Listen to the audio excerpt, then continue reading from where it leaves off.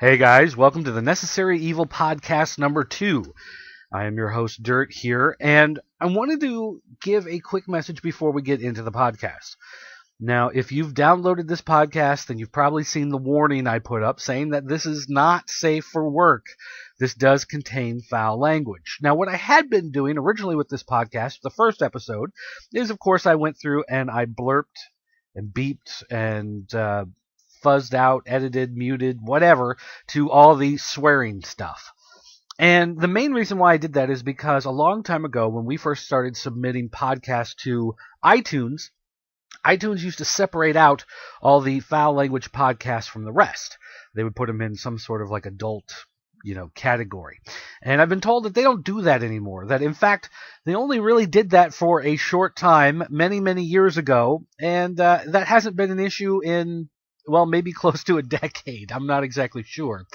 So I've decided that the Necessary Evil podcast, it exists for the whole purpose of ranting and raving and swearing and basically going nuts. So we're going to try leaving it that way. Now, if a lot of you guys want to have a clean version, then maybe that's something we'll look at in the future. But I also kind of felt bad because we recorded the show a while ago, and I just haven't had time to sit down and edit it. Things have been kind of crazy around here at the Pop Culture Network, in case you haven't noticed. There's been a lot of stuff going on, and I just haven't had the opportunity to sit down and clean it up. So I decided that we're just going to go ahead, we're going to take the podcast, and we're going to publish it as is with all that foul language in it. And if that offends somebody, I'm sorry, don't listen to the show. If you have children nearby, you probably want to send them in the other room. If there are old people who are easily offended, then they probably don't want to listen to this. But, I mean, why are they listening to podcasts from the Pop Culture Network in the first place? Usually we're pretty offensive without even swearing in the first place. So anyway, guys, Necessary Evil podcast number 2. Here it is. You're not listening to any podcast. No. This is NE podcast. What? It's me and DIRT. I'm about to host this podcast geek thing. Sit back, relax if you wanna. Ain't no show for your kids or your mama. Parental advisory is recommended. It can get explicit. Wow, this podcast taping. Here we go. 1, 2, 3, 4. Well, so what's going on that? It might have been Dirt that I got all my G.I. Joe subscription information from. They got, 12 figures this time around? Well, supposedly, 12 that you know about. Then there's the 13th figure, sort of like how Mattel has their bonus. Oh, for this signing up for the subscription? Yeah, but the clubs, so the way they do things, they're not going to announce it. But then again, I guess they're doing it opposite of Mattel anyways, because they're announcing every figure aside from your bonus figure. Gotcha. I don't know. I haven't signed up yet. I just don't know what to do. I spent too much with the Mattel. Well, I haven't spent it yet, but I'm gonna spend it. So I don't know if I really feel like spending the money yet for the Joe subscription, being I only want 3 of the figures. And I'm not as big of a Joe fan as a bunch of other people are. But I know that we're talking right now, but as a true Joe fan, what does the subscription bring? To you, what gets you excited to sign up for this? The main reason I think a lot of people are, I guess I can't talk for everybody, but I think Big Boa has to be the number 1, and then probably maybe CoverGirl would be 2. I'm not sure though. After that, I would say those are definitely the top 2. Because sorry. No, go ahead. Yeah, go ahead. Oh, the only reason why I say that is because right after I saw the G.I. Joe shit, I saw the Transformer Club sign up subscription stuff, and there is not one thing in there that has me excited to sign up for some subscription. So yeah, I mean, I didn't even pay that much attention to it because I like Transformers, but only line I collected in the past recently was, I know people hate the show, but the Transformers animated show from a few years ago. I collected those, and that was pretty much it. I know there's a couple of those. in the sub, I think, though. Yeah, exactly. That's what it seems like. Is some of the figures that are in the sub are based off the animated, which I don't mind. But the thing I don't like is when you mix it all up. It's like they got animated sculpts and classic sculpts and They're all kind of types of different sculpts. I mean, the sculpt wise are different, but it's sort of almost doing what Maddie's doing with the master stuff, except for sculpts are all the same, but it's just different, a bunch of different stuff. That's what drives me crazy with the Mattel line. I have no interest in Princess of Power or New Adventures. It's like, but yet, they made you like fearful that you wouldn't get day of sale figures this year. So against my better judgment, I finally subbed on the last night of the subscription. I think I subbed it like about an hour before the deadline. Well, there really wasn't a deadline till in the morning now because they sort of extended it by that much. But yeah, I don't like this fear-based toy collecting method that everybody seems to want to do now. Like if you don't do this and pay this amount of money, you might not get the figures you want. Right. Wait, this is a good conversation. We need to save all this. I know. I'm trying to hold back, but I just want to talk. And what's up with Jason? I get what you're saying. Yeah, we're sort of talking about everything before the actual. No, I personally did not sign up for the sub just because of that principle right there. Oh, you didn't end up. I thought you did because you were sort of going ape shit on Twitter over it. And I'm sitting here thinking I wasn't gonna. I literally was like the 0 hour, and I'm like, I want Ram Man, and I want Fang Man, and really, I'm just hoping that there's a rumored list from. Well, I'll wait now, but there is supposedly a rumored. I figured. And if those.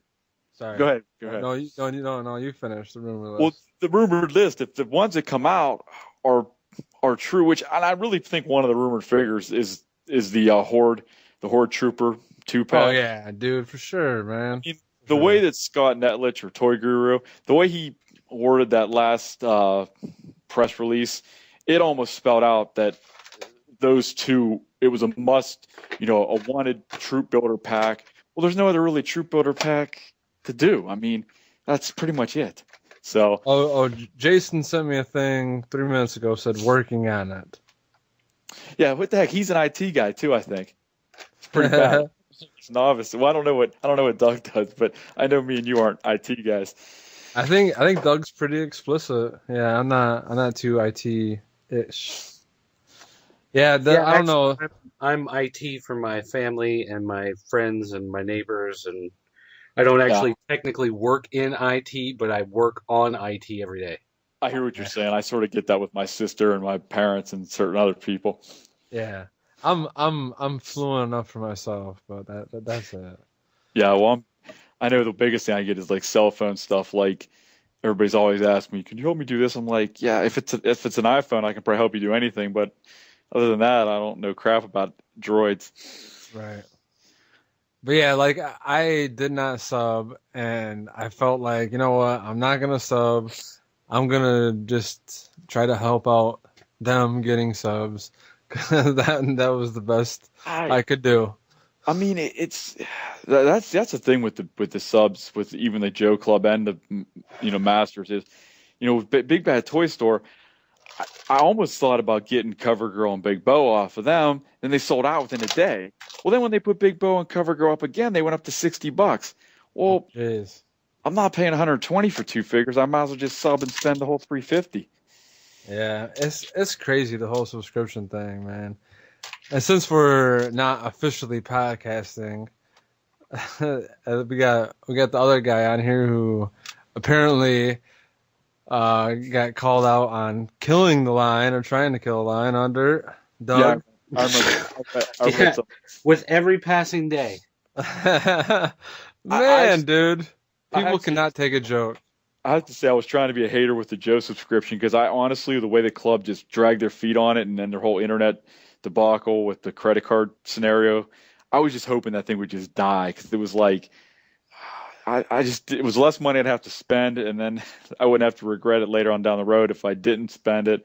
But they somehow got everything worked out, and it's a go now. But who knows? I don't know how successful it's going to be. Well, and I honestly hoped I wasn't that into 2013, which I'm not. and that's kind of what just pushed me away. And then on top of it, people trying to twist your arm and it's like, dude, it's a fucking action figure. Like, I just don't get it. Like, it was on screen. If you want to remember it, watch the fucking TV show. Like, I don't know. Wait, which character? You mean a certain? I guess I don't have any certain characters. It's just, well, there's like some that I would like to complete. Obviously, you know, like I want to complete all my horde. But besides that, like, I mean,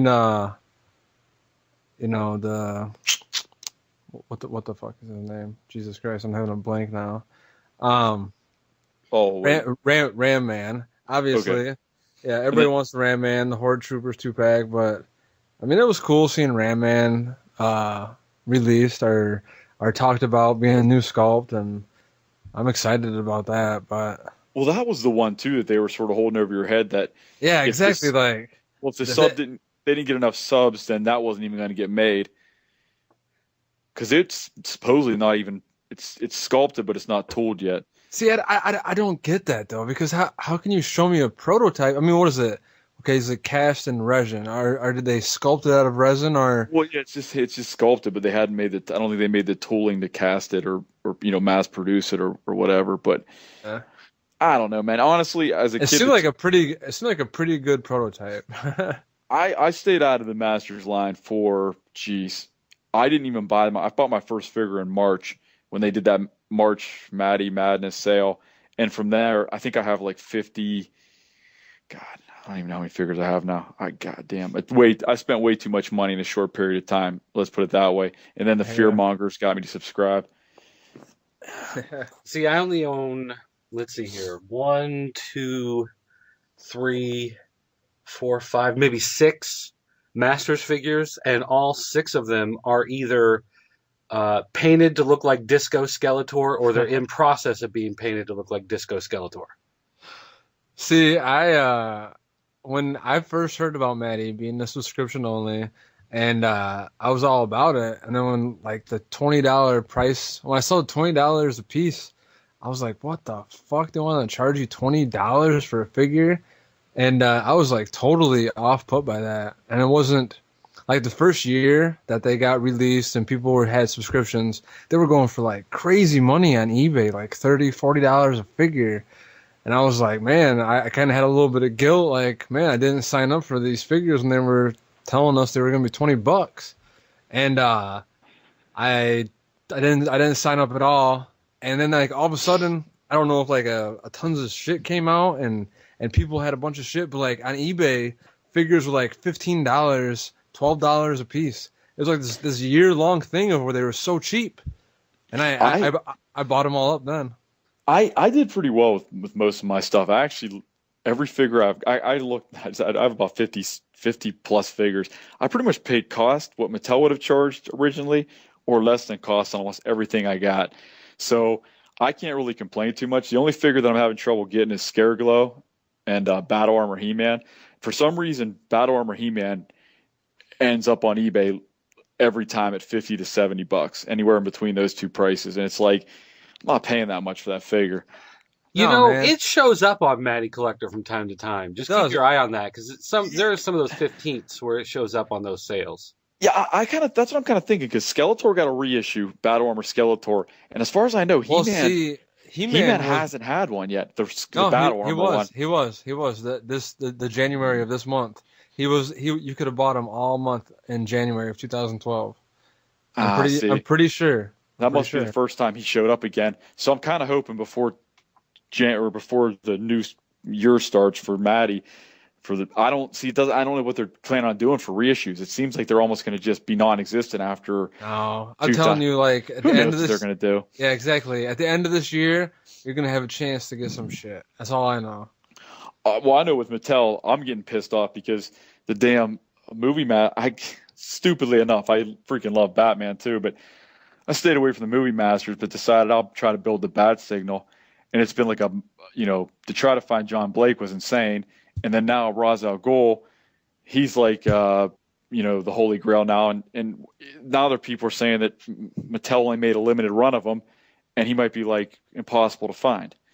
So that'll be the people have. He comes with the light that lights up the bat signal. Right.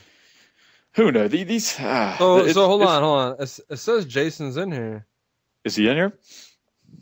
It says it on my Skype. No, I keep trying to call him, and it keeps saying call failed. Oh. And see, look, there he just drops out. Well, you know what? I guess Jason is not here. So you know what? I'm gonna do this like I was gonna do this, and okay, wait a minute. He just popped up again. Hold on, let me try one more time. All right.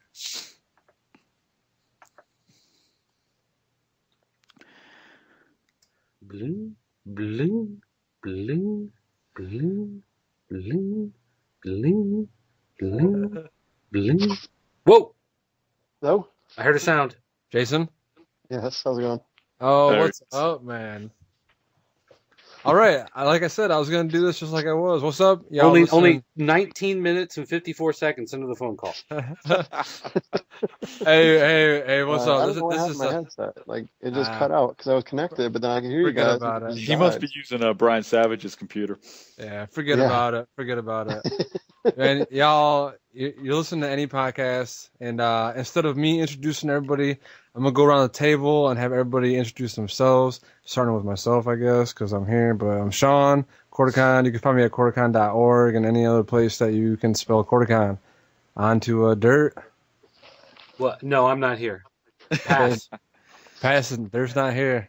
What's up, Jason? Hey, how's it going? My name's Jason Krause. I run the terrordrome.com. It's a G.I. Joe fan site. We kind of just hang out there with different interests, but mostly G.I. Joe. So whenever anyone gets a chance, just drop by and say hello. All right, I guess I'll go. I'm Joe Muscarella. Lately, you can find me on Twitter at Snake Eyes. Shit, I'm getting feedback now too. You wearing a headset? Yeah, I have the headset on. Oh, wow. Shit. Maybe it's the iPhone app. All right, are you guys getting the feedback or just me? A little bit. I'm not getting any feedback. It's a little staticky, but not feedback. Hold on, let me turn this off. Is it any better or the same? I don't know. It could be your end, it could be my end. I don't know. No, I'm hearing a bit of an echo too. Yeah, but it was fine before. See, Jason, you fucked it all up. It was fine. Yeah, I know. That's what I do. Screw it was fine before you got on. God damn it. Well, whatever. All right. Skype ain't perfect. So, anyways, but yeah. So basically, Twitter anymore. The G.I. Joe site, not Jason's site, but I try to stay away from his tank lately. Too much drama. What's going on at the Terrordrome? That's drama. No, not Terrordrome. His tank's the site that you want to stay away from. His tank. I'm like, oh my goodness, I didn't notice no drama over there. No, his tank's just. I'm all about drama. All right, so we were just actually talking about the G.I. Joe collector and how Joe got his arm twisted into getting his 2 figures. Oh, not yet. They haven't done it to me yet, but I'm sure they will. What about you, Jason? What 2 figures? Have you signed up for the club? No, I'm totally gonna pass on that. I mean, to all those that want to go ahead and do it, that's great, but honestly, I just feel it's just a little too expensive for. Basically, I only want 2 figures, and I mean, in my case, I probably would be okay with it. I think because the only 2 I want are Topside and Dice. So I probably not the 2 that Joe was betting on earlier. I was betting on you guys Big should Bo just and team up. CoverGirl. Oh, yeah. So I could probably buy the set, the whole subscription, and sell off, and probably do okay. But like I was telling, some people on the Terrordrome, is that you guys got to be careful on what ones you want and don't want, because odds are there's probably going to be a lot of people that don't want the same figures, and the market's just going to be flooded with them, and trying to get rid of them is going to be really hard. Well, what's that? Well, that's the thing. It's like the ones that you don't want. I think you could almost with Barrel Roll, Big Boa. You could probably almost pay for your damn subscription. People are probably gonna be doing Dalto money on him. Yeah. I mean, in my case, I might be able to get away with doing that, but it's just I don't want to go through the hassle of trying to sell them for one because, like I said, you probably sell Big Boa, CoverGirl, and I don't know what Jinx maybe make back most of your subscription, and then you still got to try and get rid of the rest of them. I don't know. I mean, I might still consider it, but it's just I don't know if I want to go through the headache of trying to get rid of all the the international ones and probably Barrel Roll and a couple of the others that are just they're just lukewarm at best. That Surefire will have to give away. Yeah, like Surefire, TNT, and I don't know about what's her name? Is it Glenda? Is that it? I think I think it's Coral. Oh, Coral, yeah. I think she might do okay, but yeah, TNT is another dud. What do those figures equal out to? Like one each figure? About $27, I think, if you figure in shipping and tax. Now that's like yeah, 27 on depending if you go with the cheapest shipping though. I mean, you got to think that they're almost $25 a figure, plus probably you're going to get bare minimum. I don't know. I haven't priced it out because I haven't gone into the shopping cart, but probably looking at like around $9 in shipping maybe. So you're probably just about $30. My one friend just did it with the cheapest shipping. It's about $355 total with everything. Okay. So, but he said that there's 4 shipping options, and the highest shipping, the super expedited, they charge you $400 for shipping. But that's just the club. They're clueless when it comes to normal life. It's like, who the hell in their right mind? I mean, it's almost ignorant, that price. And like, is that the manufacturer that makes those? Are they related to Hasbro? They're not, are they? It's Hasbro factories and approval by Hasbro, but from what I understand is that they have gotten approval from Hasbro to do these characters, and there are certain parts that Hasbro is willing to share with them in order to get them manufactured. Right. But as far as what the actual rights are, I have no idea how all that actually shakes out in between all the lawyers and everything. I mean, Hasbro works pretty close with the club. I mean, they're almost pretty much officially. They're not really, but they almost are official Hasbro figures. I mean, how do you do that? I mean, that's just, how long has the club been going? Is there like a guy behind it, or is like an organization behind it? The guy's name's Brian Savage, but in the organization's technically called Fun Publication.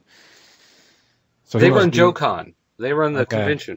Yeah, I've gone. Well, you know what? What's up with the High Five Con? I want to hear about that. Oh, jeez. Oh man, that was pretty. That was pretty much drunken Bourbon Street. I'm a little bit of an idiot sometimes, especially when I'm drunk. So we were just trying to cheer people up, and I started high fiving people on Bourbon Street, and it continued from Bourbon Street all the way back to the hotel. And I think the next day it continued a little bit too. It's just high fiving people to say what's up, huh? Yeah, high five people say what's up, and some people didn't want to be high fived, and I just sort of pressed the issue. So it was. It was an uncomfortable high five. Oh well, when you're drunk and happy, it's not uncomfortable. It might have been for them, but it wasn't for me. Nice. I don't know. Jason had a good time, I think. We lost him. Oh, we lost him? Oh, jeez. He was. I think he was crying. He said he hadn't laughed that hard or had that much fun in years.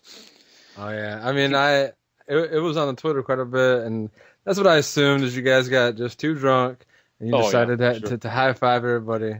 Yeah, that's sort of what it was, pretty much. Yeah. But yeah, I mean, yeah, the con and the club and all that stuff. It's fun. Like if you're not super into G.I. Joe, I guess it might not be as fun, but the people are really great. The club itself, I don't know. It's a toss-up sometimes with them. Sometimes you could love them, but most of the time you're going to hate them. And the guy that basically is whatever, the main guy behind it, Brian, is that his name? Yeah, Brian Savage. He's the main head honcho. Is he like a super hardcore G.I. Joe fan or collector or whatever?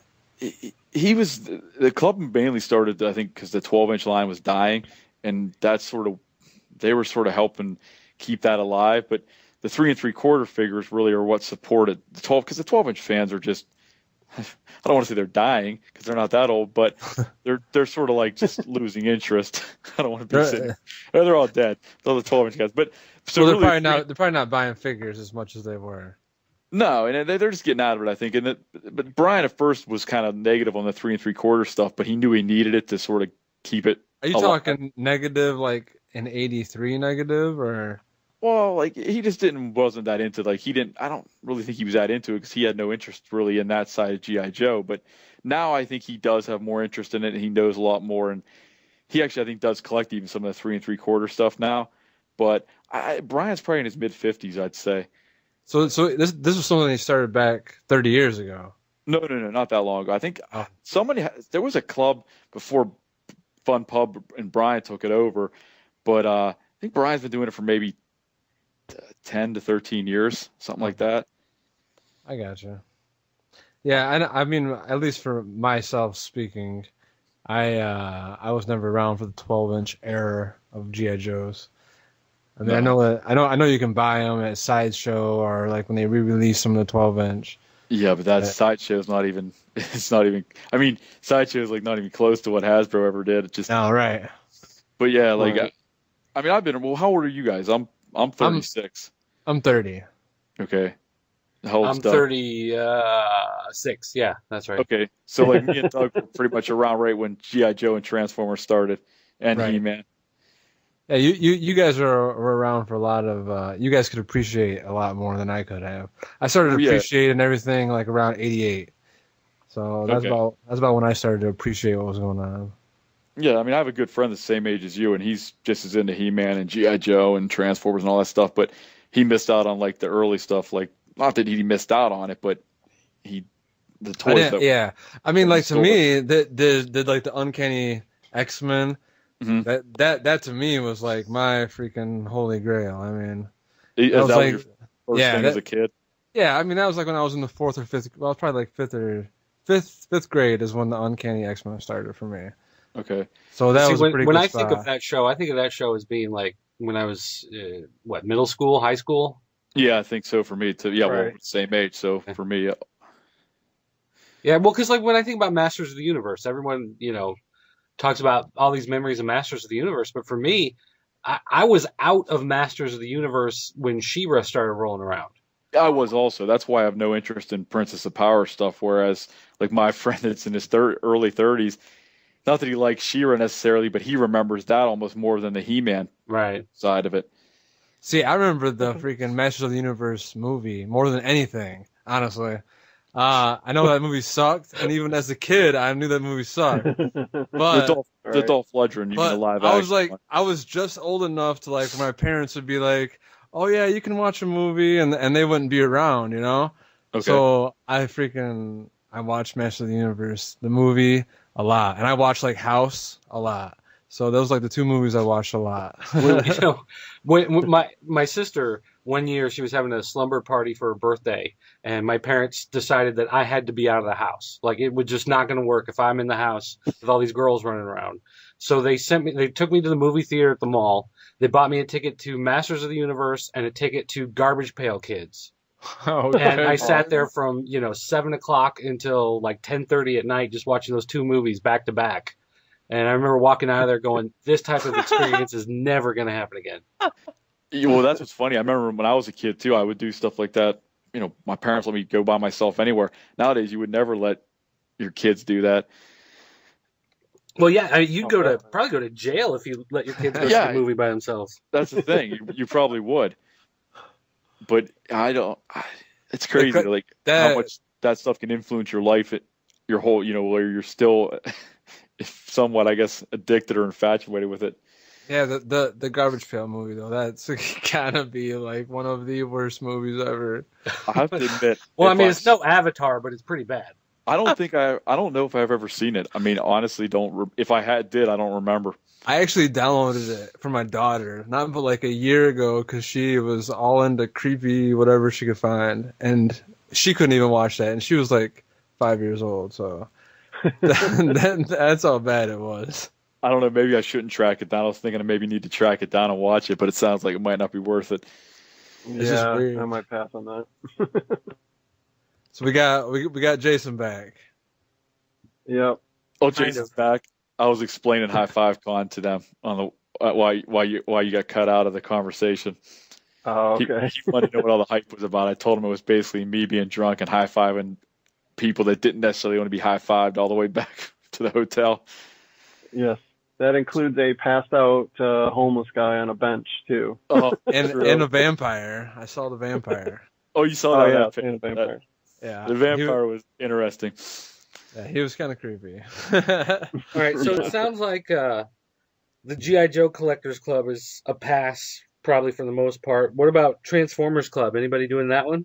I'm definitely not doing that. I mean, No is that the chance. same? That's from Fun Pub also, isn't it? Yeah, Hasbro, I think, Yeah. required them basically to keep. They want the same person to do both licenses, the Transformers and GI Joe. They just don't want to have to deal with two different companies, so they want the same. Whoever has one pretty much takes the other. That's a weird. Unfortunately. That's a weird arrangement. Well, Transformers makes more money anyway, so it's like it's a no-brainer to not take them. I mean, GI Joe's the one that's sort of just like, I guess if I have to.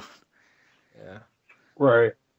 I mean, especially with- at $27 a figure, though. I mean, somebody's got to be making money. Yeah, who knows with them? They made, that's the one thing they do annoy me with. I guess one of the statements that recently they posted on one of the boards was that people were complaining that there's only 4 figures really worthwhile in the subscription. They basically acted like, well, you could sell any of the other ones and make a profit. That's not even true because, I don't know I don't think Jason did buy it, but I bought that Soviet convoy truck and then the attack chopper. I just looked on eBay. I looked on eBay right now. The attack chopper is going for $10 less than what the club was charging, and the convoy truck's going for about what you paid for it. So if I wanted to sell those right now, even though the truck's going for this, the price you paid, you're still going to lose money with eBay fees. Mm-hmm. So it's not, I just don't like they make things just because a few things did sell well. They act like all the stuff they make is gold. You can just retire off of it if you. It's like, come on now. Yeah. Exactly, and also like he had even mentioned, I don't know if you're talking about when he was at the panel at Joe Con, he was talking about how you could sell the ones that you didn't want, to make your money back. And if you think about it, he's basically encouraging you to scalp the product that they're selling. Well, and it's like that's ridiculous. Yeah, I know. It's almost like Mattel. I mean, they're just trying to encourage people to keep buying stuff they don't want. Well, it is. That's what they're all doing. The subs are. I mean, I get why they're doing them, but I don't think the GI Joe needs a sub. There's still a retail line for GI Joe. I mean, and there's nothing on the shelves right now. There hasn't been nothing in.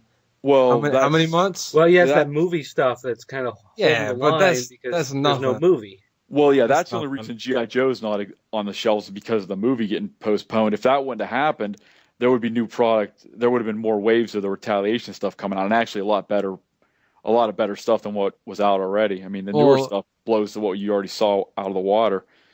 Well, that's what I'm saying. The subscription just. Well, I'm sure it has. It actually was lucky for the club in a way because there's more chance some people will do it now because there isn't retail Joe product. But do you think that Hasbro's going to try to do a filler? Next year? No, they're not. The February of 2013 is when the stuff will start hitting again. So this is that's everything on the shelves right now. That's it. Yeah, that's it. And it's not going to be there much longer because Kmart. I think almost every Kmart I've been to right now has the figures for like $5 and some of the vehicles for $8, and then all the like role playing stuff for younger kids is all clearance. Walmart has almost everything clearanced. Target's still, they haven't clearanced everything, but they clearanced I think those 3-packs. So you think that's going to be in to come February? Do you think the distributors and the stores are going to be hesitant to get G.I. Joes back in? I don't know. I think Hasbro has a deal that basically they sort of hold maybe sometimes Star Wars or Transformers over their heads if they don't take G.I. Joe. I don't quite understand exactly how that all works, but G.I. Joe usually gets their foot in the door, I think, because of some of the bigger lines Hasbro has. Right. Makes sense. Plus, Daryl the Priest had said, I mean, you got to take it for what it is. I mean, it's, him saying that he talked to, or that, not necessarily him, but, Hasbro themselves talked to these retailers and said, listen, by now you've heard the movie's been pulled. How do you want to handle the product? Do you want us to continue shipping the product, or do you want us to, how do you want us to do it? Is basically what he said. And he said unanimously they would sell through what they had. And then they said when the time came, they would order the product again when it was ready, available, with the support of the movie coming up. So that's why, Joe said, we're going to see everything again, even everything from wave one, probably in much smaller quantities, because it's only going to be what's left that they didn't ship at this point. But, everything will be back out in early, I think February 11th or 12th or something like that is the date when everything is supposed to start coming back out again. And actually, by the time the movie hits, I think we're going to be up to about wave 3 of products. So you're going to be all of a sudden around the beginning of the year, you're going to be slammed with new G.I. Joe product. It's just going to be a few months here that are going to be a little dry. And, luckily, like, Joe mentioned, the club really lucked out here by getting these months to get product out, because if Retaliation wasn't bumped back and Hasbro's still pumping stuff out, I think the club would have been really screwed over as far as people, where they were going to put their money, because the later waves, like, pretty much, wave 2 on has really good stuff. And, Hasbro is also promising other good product, that's coming in the later waves and stuff we haven't seen. So, the club really, generated some success, hopefully out of this. And, it's going to be able to get, themselves to get a few more subscriptions than they probably would have done before. Well, see, I was lucky enough to get the Dollar General G.I. Joes, and I do remember reading that there was going to be another wave of the Dollar Generals, but they would be different, the same sculpts but different decos. Does anybody else? Yeah. Do you remember hearing that? Yeah, they're definitely. Go ahead. Yeah, they're Jason. coming. It's just nobody knows when exactly. I've never seen the first one. I don't. Luckily enough, I was coming home from work and I looked at my phone and somebody twittered that they found the freaking Dollar Generals, and I was just passing by a Dollar General and I stopped there and all 6 of those motherfuckers were there. That was the only time I saw them. I found them. Yeah, I found them more than once. Them.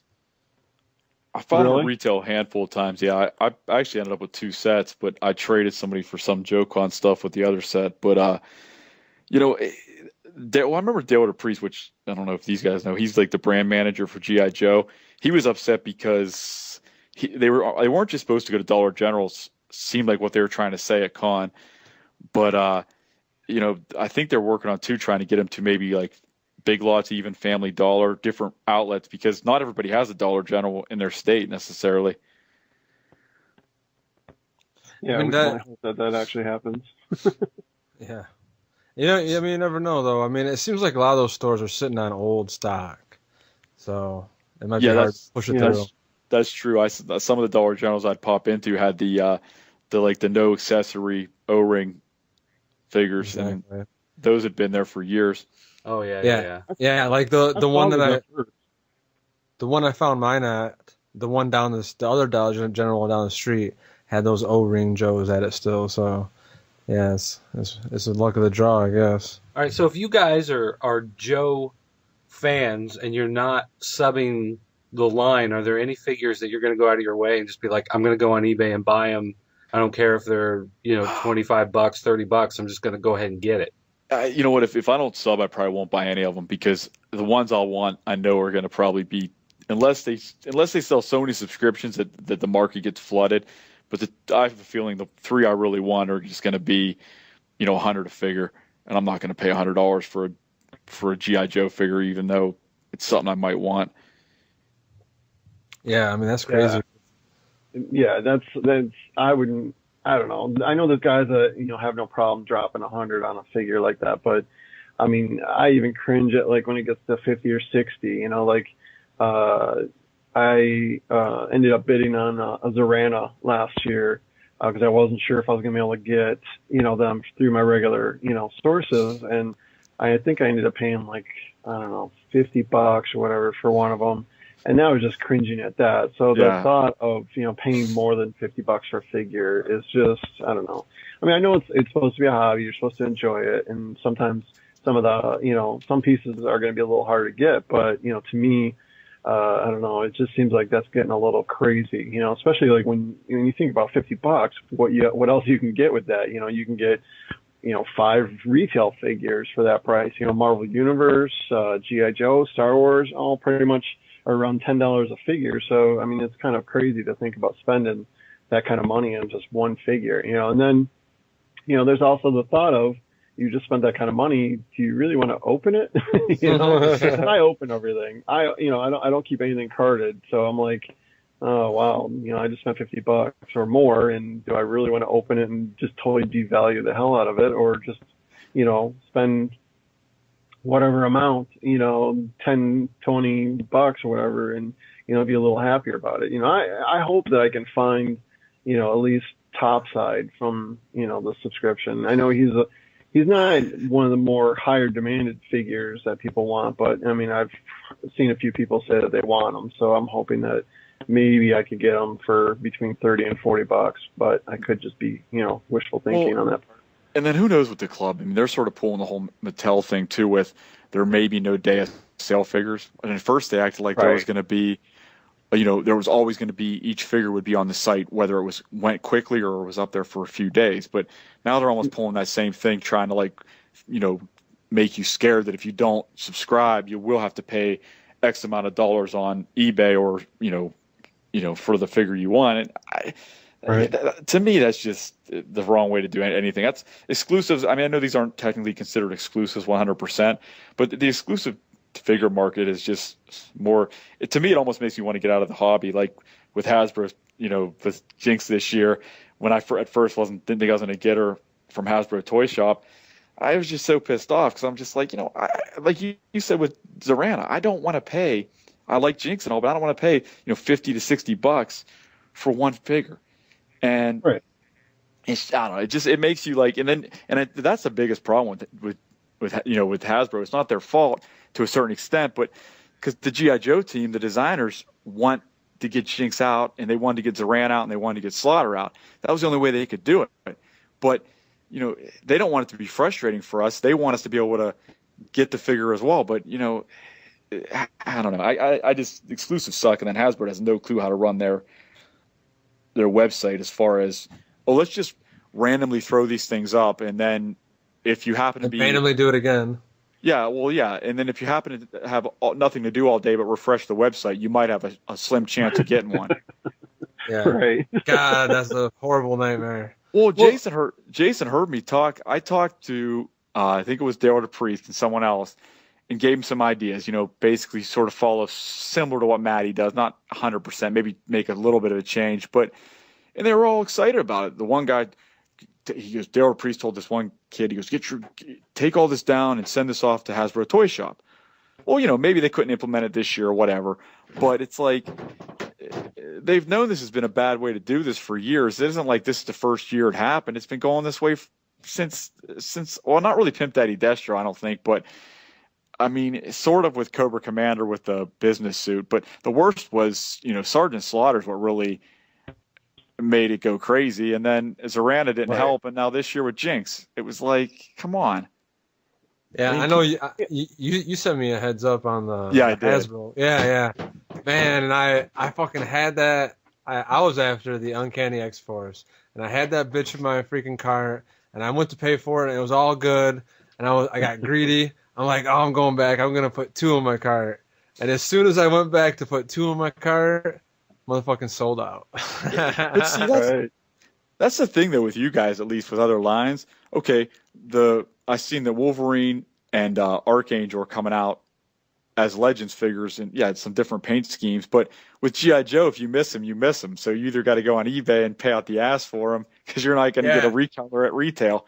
Yeah, see, I don't know what's going on with that the Psylocke figure. I ended up buying my X-Force, and that fucking Psylocke, her arms all stuck and broken. Yeah, she broke the shit, man.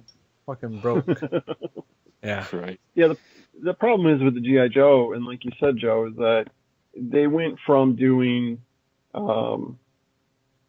figures of characters that weren't necessarily the standard of that figure. You know, like Pimp Daddy Destro. Yeah, you don't have to have him. The Cobra Commander with the podium. They went from doing those types of figures, and then like even 2009, but that was more tied to the movie with Rise of Cobra, the Destro. And they made more than they needed because they figured it would sell because of the movie. Yeah, but they went from making these types of figures to creating figures that people have been asking for since the start of the 25th anniversary line. Exactly. You know, like Sergeant Slaughter, Jinx, and Zorana. So they went from making offshoots or not your standard version of that character to straight up homages to the original vintage line that everyone's been asking for years. And that's what's created that huge problem and demand that, you know, has basically created an insane aftermarket for those figures. Well, yeah. I don't even think you can get Slaughter for a reasonable price anymore. And that's been, 2 years now. So yeah, 2 years since they had Slaughter. Yeah, and it's just crazy. And I was going to say, Joe, I don't know if I misread something that somebody had said. And this goes back to the extras for the subscription service in the store. I don't know if you heard this, but I read that somebody had said that you can only order extras out of the store if you already ordered a subscription. Now, you know what, though? I didn't hear that for sure, but it makes sense with the way the club does things, because look at how it works for the con sets if you don't buy the box set. And the thing is, they're so strict on that last year my buddy wanted the Crimson Strike team set with that was the 25th version. You know, you think that we want to sell this, who cares at this point? They were such sticklers about that rule that they would not sell it to him because he hadn't bought a box set.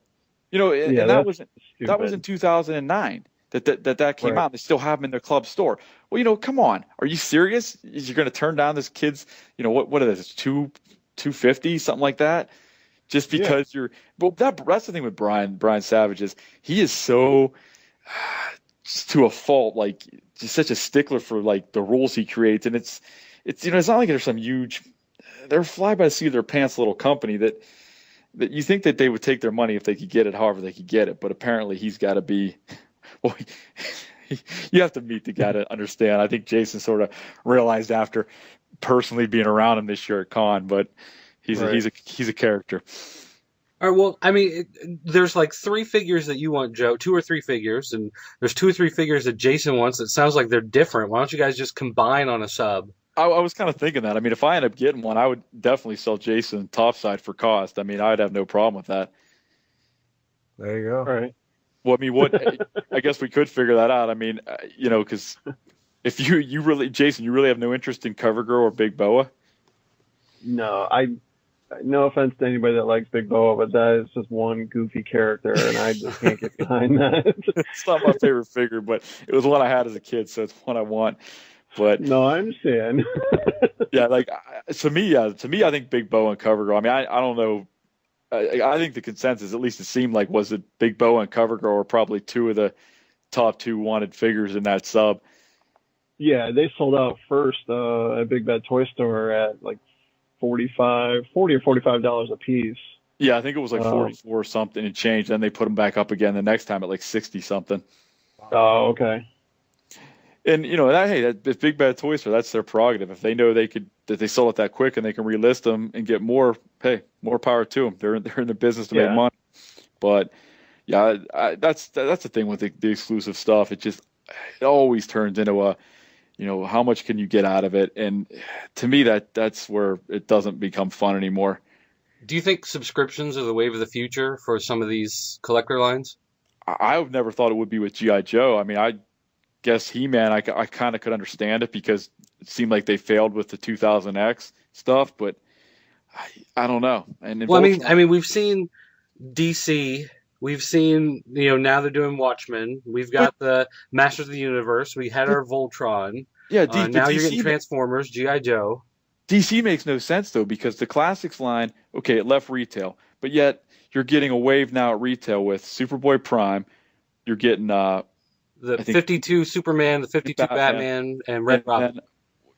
Red Robin. And then now they announced another wave with Dark Knight Returns Batman, the I can't remember what his name was. He was in a Injustice Batman. Yeah, Injustice Batman from the new fighting game, and then New 52 Wonder Woman. But then it's this Batman. He comes this. I read the damn comic book. Dark Knight. No, not that one. He's wearing like red and yellow and purple. Planet X. Yeah, Planet X Batman. And then they're actually throwing in Batmite with him again, but it's just a little different color scheme. But it's like, so yet it's not gonna. And I understand that it's Batman and Superman heavy, and that Batman sells, but it's like I don't think Mattel knows what they're doing with the DC stuff. To me, I'm looking at sculpts now, and I think like eventually it's gonna happen. What's starting to happen to me is like people are just gonna stop fucking caring, and like all the subscriptions are just gonna fall apart. Personally, that's just me. I don't quite buy Mattel's. The DC Universe Classics was like at nothing, and then within a 24-hour period, it got up to 100%. And the same with even Masters. It was like it was at 90%, and then within one day, they got to 135% of what they needed. It's like, were they just holding back numbers just to sort of push more people that were nervous? I think what happened is they, first thing in the morning on Friday, they're like, okay, we're at 92%. And so they put it out there at 92%. And then they say, we're going to stop all the orders at like 5 o'clock tonight. And then after about 2 hours, they say, well, we're going to go till midnight. And then after a couple hours, they say, well, we're going to go to midnight Pacific. And then after a couple hours, they're like, well, we'll just wait overnight until the next morning. But at no point along the way did they say where they were at. So they probably said, okay, we're at 92%. And then they probably jumped from 92 to 95 in like an hour. And they're like, wow, we're doing pretty good. Let's push it out a little bit farther and say we're going to be open a little later. And then they hit like 97. You're like, well, we're at 97. Let's push it out a little farther. And then they probably hit like 100% at like 4 in the afternoon.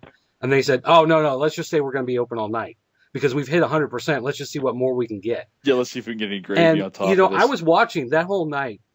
I was keeping an eye on Twitter, on the org, on Facebook, on, whatever. And there are all these people who are going on saying, well, I went ahead and signed up for a second subscription.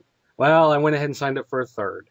Well, I went ahead. I'm getting 2 for me. I'm getting 4 for my friend over in Europe because it's going to be cheaper for me to buy them and then ship them to him. So I'm getting 6. So I just went ahead and made it 8.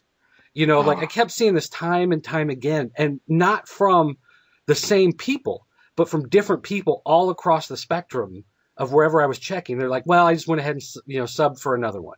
So I kind of get this feeling that at some point in the middle of the afternoon, they hit 100%, and they were just like, well, let's not tell anybody. Yeah, exactly. Because, it's rolling like a freight train. We'll just let it go all night and just see what we get. What happens when all these people realize that they made a bad decision and don't have enough money? Yeah, I'm wondering what's going to happen when all these credit cards get declined. Exactly. It's going to happen. I mean, what would that's what I don't quite get with that. What if you did cancel your card? Hey, I did that. So if you want to know, I can tell you exactly what happens. But but what do they do? Would Mattel say you? I tell you what happened was it was right end of January, man. January pissed me off. I don't know what the hell Mattel did. It was that very first month. Something happened. They didn't ship their figures, or they charged people wrong, or something happened. Everybody was pissed off, and it happened again, and like they didn't charge me, and I called them, and they were just like a bunch of fucking idiots. And so I just changed my card, man, right then and there. I called my credit card. I said this card is lost and stolen. Change this shit. And I called Mattel, and I told them that I got my card changed, and they weren't going to get my new information. And those motherfuckers, they sent me new product for 3 months. With 3 months, I got the Star Sisters for free. Well, that's what the only thing they're worth is free. Yeah, exactly. And so I just cannot believe that. Yeah, Mattel looks at it like a different. Maybe it's Digital River, I guess. I really shouldn't say Mattel, true. Digital River. But Digital River looks at it more like they're doing you a favor by selling you the figure. So if something happens to your credit card, it gets declined or canceled or whatever, well, screw you, you're not getting your figures. Right. And that's just the attitude they've always had. And I don't know how that works or how they're still in business, but that's the way they treat people. See, that's the thing for me. I'm new to it, being that I only started in March, and I never obviously was just buying month to month and buying what I wanted. But so I've never really had an issue. I've never dealt with them. I've never had to email. I've never had to call them. All my figures have come and they've been fine. So, but I mean, I know from reading on different boards some of the, negative things people have to say about Digital River, especially. It seems like, and it just seems like Mattel really doesn't have anything quite. I mean, I know they keep saying they have it figured out with a U.S. call center now and in a my sub page where you can change all your info easily and all this stuff. But it's like, why isn't it implemented then? You've known about these problems for years, so why is you're telling us it's going to happen, but yet it hasn't? Well, I know for sure, like, no matter what, if you get charged late or if your figure comes late, I know for a fact Mattel will send you your figure. It might not be the exact month or whatever, but I don't know. I'm just done. I'm done with the whole subscription thing, man. The thing was, I didn't really get with how they're. If you send a figure back that's damaged, like, but say you bought something off Amazon and it's damaged, okay, they send you the figure, and then you send yours back, and then if you don't send yours back, they charge you again. Well, I'd rather have it be that way because with Masters, I've heard of people. I think Fisto might have been one of them, or Roboto or somebody, that people were sending them back the damaged stuff, and yet there was no customer service stock to return it with. So then you had nothing. Whereas at least maybe the figure wasn't as bad as you could have lived with it if they didn't say, but the way they do it, you have to send it back first. And it's like, I'm not willing to do that because I don't want to go on eBay then trying to find it for a premium, or I don't really understand why they can't do it the other way. But apparently, I guess, I don't know. I don't know anything about shit. So the way they do it must be the best way. It's just a small collector thing, I think. Yeah. And that's another thing about these subscription lines is I've never understood why they can't pre-order on certain figures. Like, I understand they say things like, well, it's not finalized what we're going to have in 6 months. Well, that's fine. I'm not worried about the one in 6 months. You obviously have these figures that you're going to roll out in like 3 months, 4 months that you haven't announced, you haven't shown off. So obviously they're not ready to go yet. Why don't you open a pre-order on those? Yeah, I would be way more happy with a pre-order. Yeah, pre-order on one figure. Anybody can pre-order on it, and if you don't want it, don't pre-order. Well, I mean, Mattel is kind of sort of testing that. I don't know if it's a testing or just trying to get the figures out, but with that Martian, Superboy from Young Justice, they have Superboy up right now and Miss Martian, and it's like if they don't get enough numbers, the figures don't even get made. Well, I think that's fine. I mean, that's the way to do it, because then right there you prevent the scalpers. Because that's the biggest thing Mattel's doing, and same with G.I. Joe Club, is that they tell, obviously you're not going to want some of these figures. I mean, you're getting bombarded by whatever they can send you, so your shit's going to go on the second market.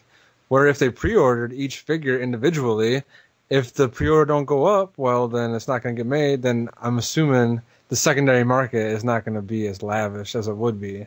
Because, I mean, obviously everybody's going to put their money where their mouth is if they want that figure to go. Oh, I would think. I don't think you're going to – it would definitely not be as bad. It's – I don't know. The scalpers thing's annoying, though. Like, I've been sort of tempting to buy the 6-inch Avengers line. Every time you go, it's impossible to even consider getting a Hulk or a Hawkeye. Wow. Yeah, I got lucky. John off of Twitter, he hooked me up with everyone, so that's pretty cool. Yeah, well, that's the thing. I don't know anymore. It's I don't know. I'll be 40 in a few years. I think I might have to retire from toy collecting at that point. I hear you, dude. There's very few toys that I get excited about anymore. Like, I'm happy. Like, I walk in the store and I'm like, oh, I have to buy that. 5 years ago, yes. 10 years ago, definitely. But nowadays it's like, with toys getting as expensive as they are, and with as fragile as they seem to be, where it seems like the more you pay for a figure, the less you can actually play with it. Yeah. I've just gotten to the point now where it's like the toys I get excited to buy are like bot shots. They're like $4. You can toss them around. Cool, they're the size of Battle Beasts. It's basically playing the same thing as you play with Battle Beasts as a kid. They're just tiny little pop things that cost you, a couple bucks, and that's it. Blind bag, trash pack. I walk in, I'm like, a couple bucks. Who cares if I already got them? It's like $2, and I'm so much happier buying that stuff anymore, it seems, than when I go online and I see some toy that I had as a kid. They've made a newer version of it and it's $40. And I'm like, well, this is the collector's edition. And you get it home and it's like, can I open this box? Like, the moment I open this box, this $40 toy is $10. You know, Right, no one's going to exactly. want it. You know, I hate being a collector now. I want to go back to just being a player. Yeah, well, that's the thing. Collecting sometimes, I buy stuff too, and it's like I really wanted it. Then I get it home, and I'm just like, I barely even look at it. It's like was it just because, it's sometimes more of an addiction, I think, than it is anything else. Yeah. Yeah, I mean, because Yeah, I mean, I I'm think sure so. we all have enough figures that we can display them or pose them or make a fucking scene with them or whatever we Yeah. intended on doing with the new one we got. And yeah, I definitely hear you on that front. It gets old. It gets old. Well, I don't know. Some of this stuff too, like I think with He-Man, especially after this ends, I just don't see it ever happening again because, the age we're getting to be, the people that are the base He-Man fans, unless they come out with a movie that blows the next generation away, I really can't see He-Man surviving in a really huge format. So I'm kind Well, of figuring for me, this will be the last time I'll buy He-Man figures. true. I mean, yeah. I mean, I look at my human figures all the time, and I'm always wondering who the fuck is gonna be into these half-naked men. Yeah, I know. You know, Exactly. like I it's don't not. feel, It's I feel us. more guilty It's only buying us. He-Man than I ever did any other toy line. Yeah, Yeah, it's but like. Sean, I think the same thing right now. Who would be into half-naked men? Not in the future. Well, Exactly. there's a No, certain exactly. That's what I was saying. Like, man, now I can't imagine in 5 or 10 fucking years. Well, Yeah, it's I just don't know. weird. It is weird. I think this may make me made for any generation with the half-naked men thing. Okay, yeah. Half naked He-Man, I guess. I don't know, man. I think with anything like that, even GI Joe, like it's got a more timeless thing with the military and sci-fi and fan, but it's just like if there's no media to support it, and we're the only generation that's holding on to it, how long can it actually last? Well, it's like I think of that, but then I also think like, okay, the year 2000. Let's say you were born in the year 2000, just like if you were an 80s baby.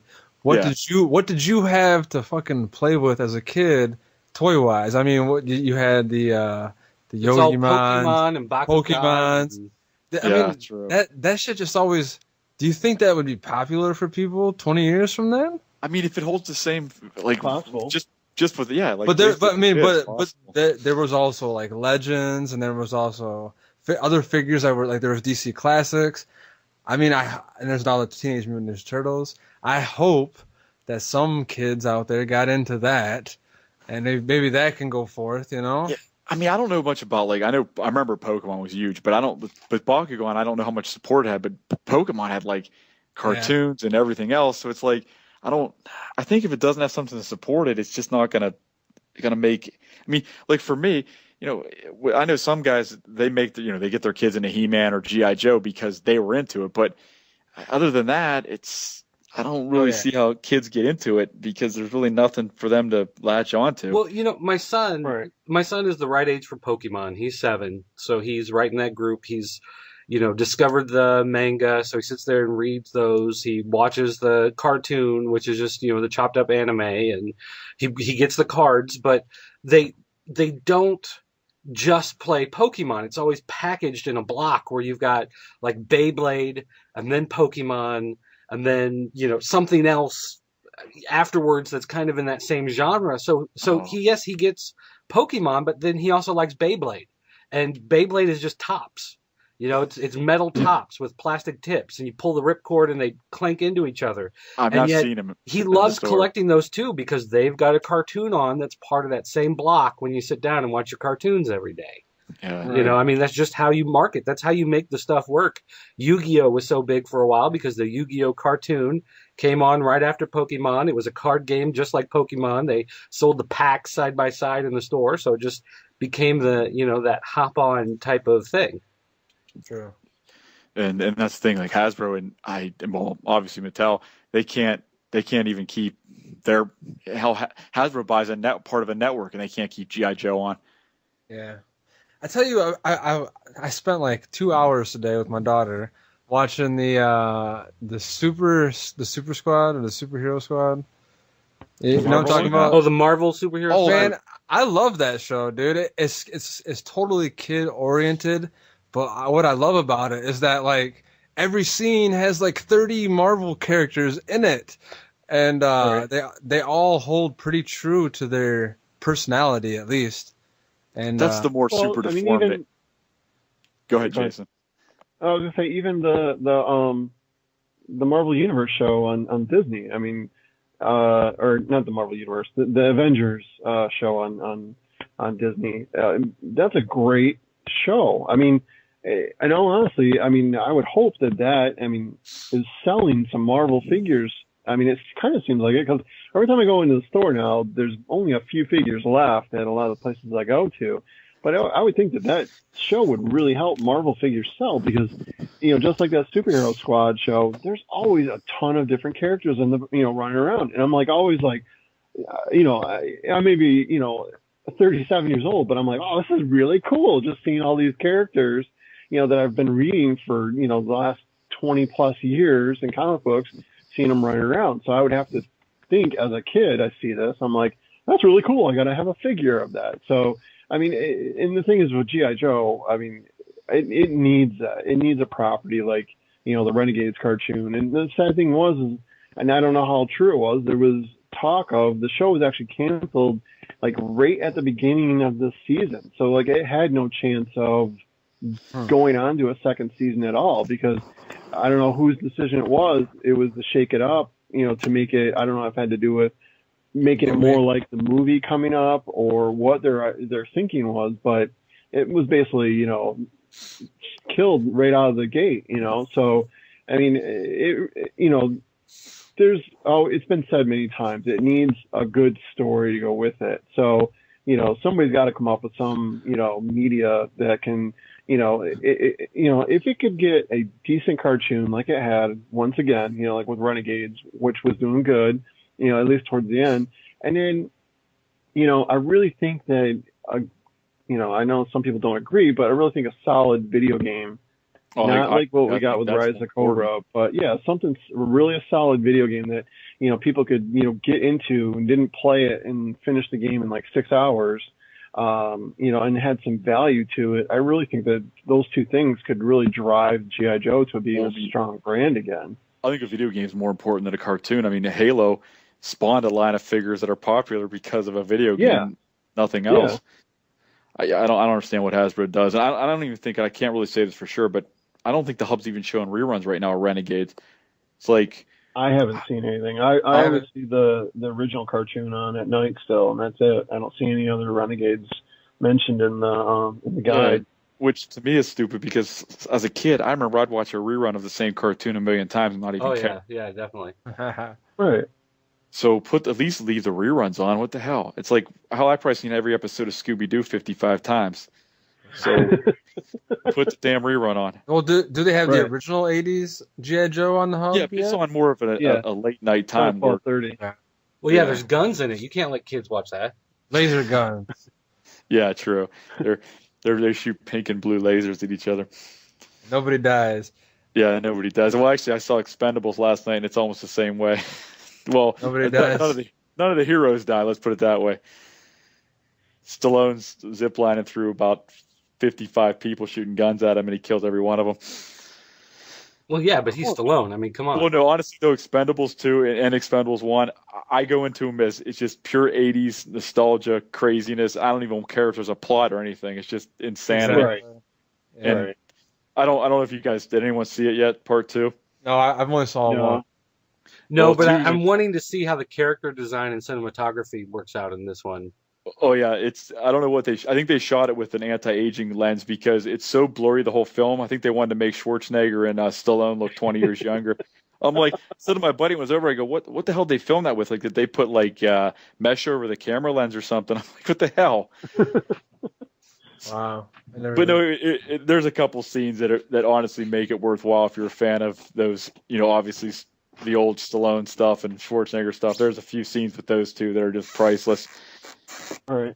But anyways, off topic. But anyways, it made me think of it that though, like the hero side of it, they're getting like bombarded and no casualties, but the villain side, they're going down like flies.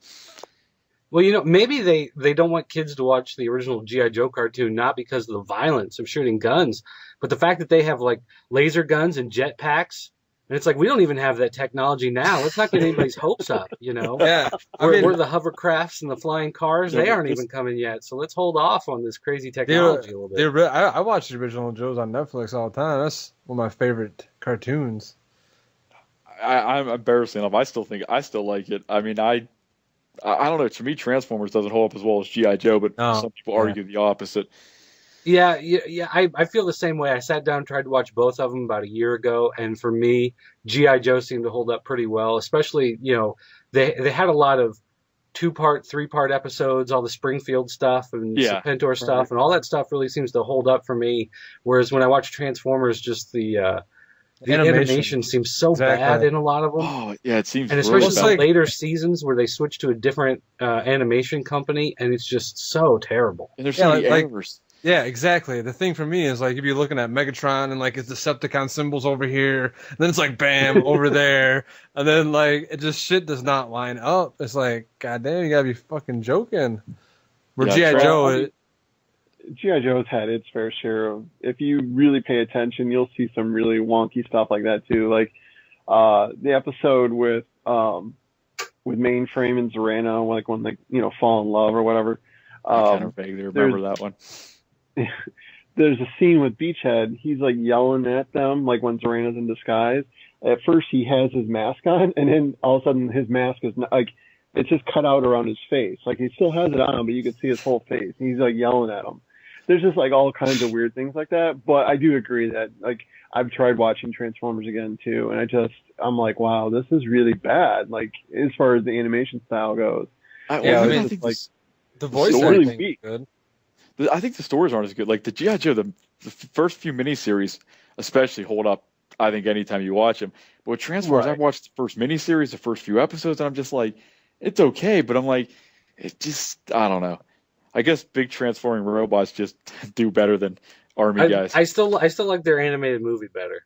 I was gonna say the movie, Transformers the movie is Transformers. Yeah, animated movie is better than the Joe animated movie. That's my favorite movie to date, honestly. I can watch that anytime in the background, and I'm happy. But that's just me. Well, back to the G.I. Joe thing. BBTS will probably have a 5-pack next year with the rookies from the Joe movie, but you won't be able to get Jinx. So, just like with the Slaughter's Marauders pack and the Dreadnought pack, if you don't have Slaughter, you're fucked, and if you don't have Zorano, you're fucked. So now they'll just have to make one for the rookies from the Joe movie with no Zorano. I got both of those 7-packs. I was gonna ask you about those. How you like them? I like them both. I mean, I of course, I don't always want to spend the money when that stuff comes out, but I end up spending it. Yeah, I have not opened them yet, but I do have. Yeah, what happened? I saw you put up a review and you took it down or something. Yeah, like I was fucking around with my trailer making thing on the iPad, and I was afraid like the music was gonna copyright it, so I like made the symphony music. It was all mine, and like YouTube was saying it was copywritten, and then like I got like 3 thumbs down. I'm like, whatever, I'll just fucking take it down. So I took it down. So somebody said the music you made was, or YouTube thought the music you made was, you infringed on someone's copyright? Well, because like the iMovie trailer thing, it uses all these special effects that like you just like you punch in the name and the effects are already there, So, if you saw it, all the names and everything, that was just me typing in there. The effects were already there, but there was like this really hardcore symphony music in the background. And I looked around to see like what copyright would be if I used this trailer, and like the biggest thing people talked about was the audio. So I'm like, well, fuck, I can redo the audio. So I just muted the whole movie, and I made my own symphony. So I thought that would get me by, but I don't know. Apparently it did not. So I said, fuck it. I was gonna put it on Blimp though. Yeah, I saw you posted a couple things on Blip. I never heard of it prior to that. But, I know what I say. That David Vonner you guys had on, I didn't even know much about him prior to, but that was a pretty good interview. And that's the Marvel Universe figures are starting to become a pain in my ass because of the lack of distribution for the single carded figures. Yeah. I mean, Yeah, actually, he was the guy behind that line. yeah, I know. Jason, do you still collect some of them? The Yeah, Marvel Universe yeah. stuff?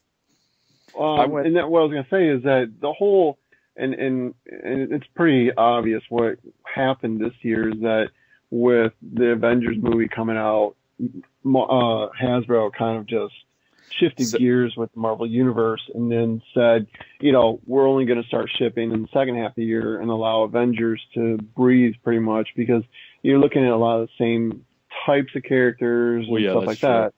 So basically, and honestly, you guys, I mean, if you start going out to the stores, you're probably going to start finding the new waves because I don't know what the numbering is. I don't know if it's, I guess it's wave 1 for this year now. Yeah, I think sure. if it continues, I think Professor X is in wave, he's wave 20, then Future Foundation Spider-Man's in wave 18.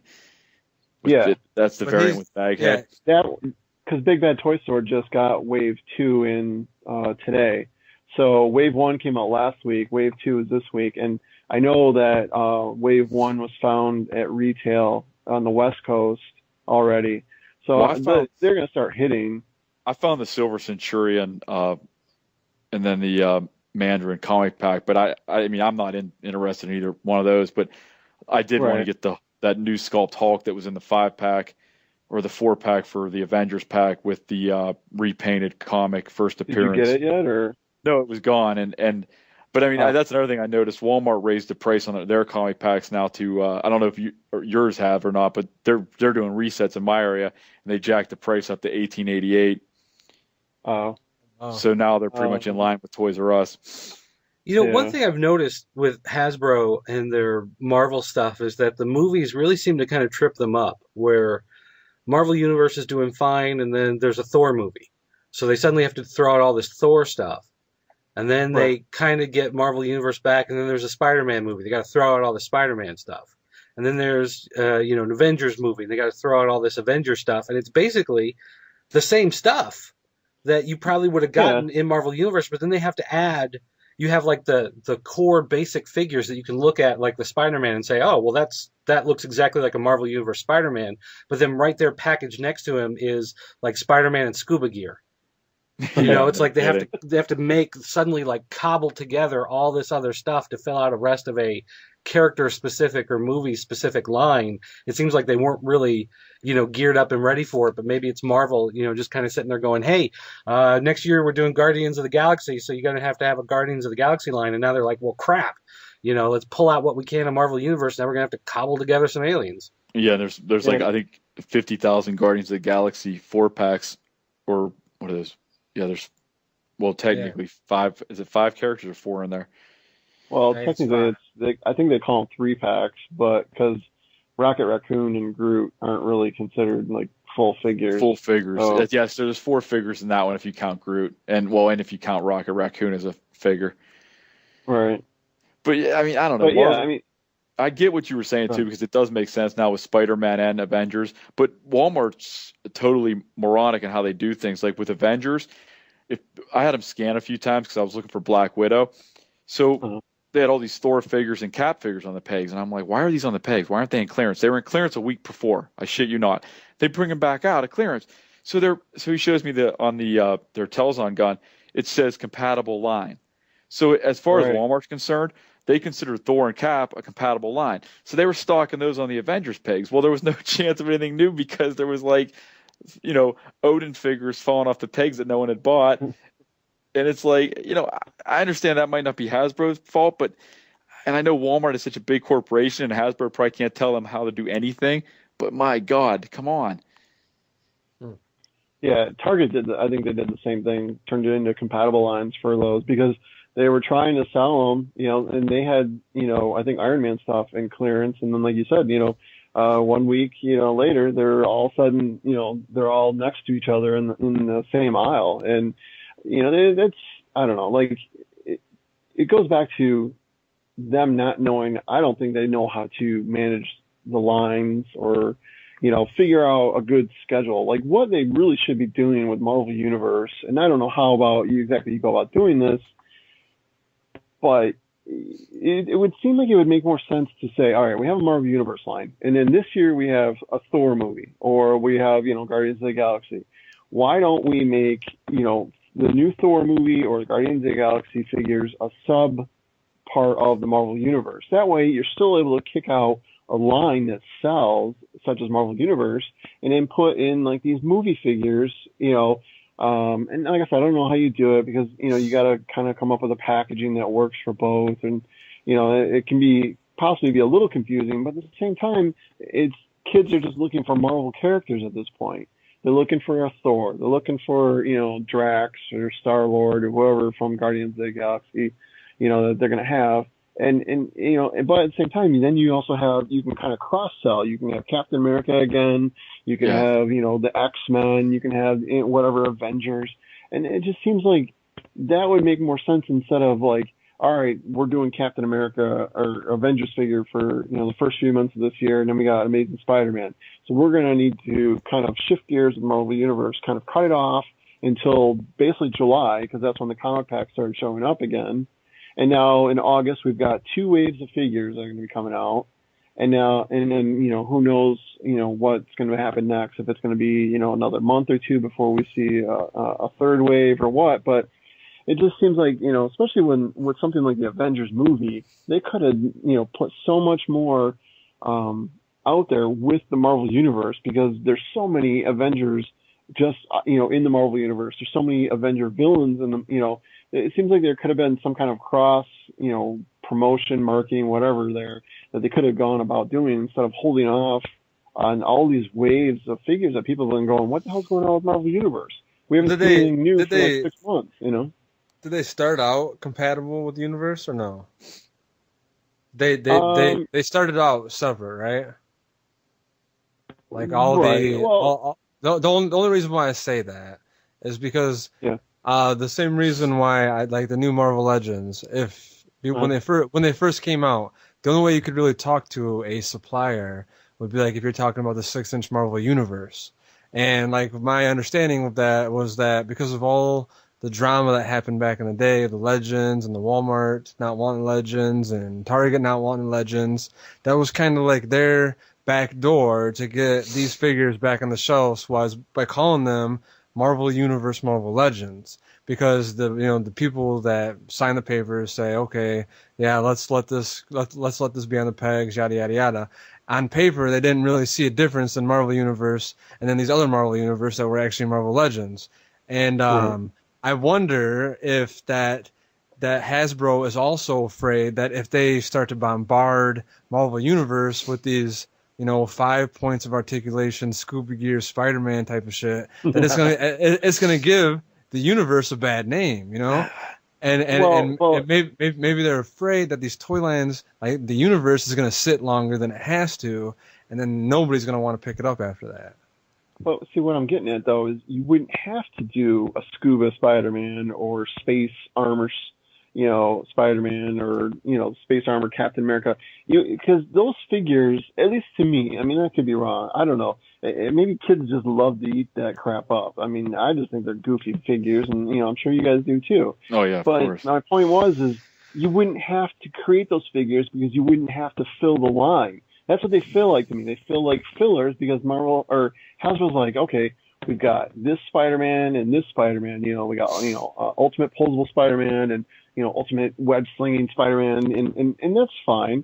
But then what do you do about the rest of the line? Then that's when you end up with the Scuba Spider-Man and, Jetpack Spider-Man and all that crap.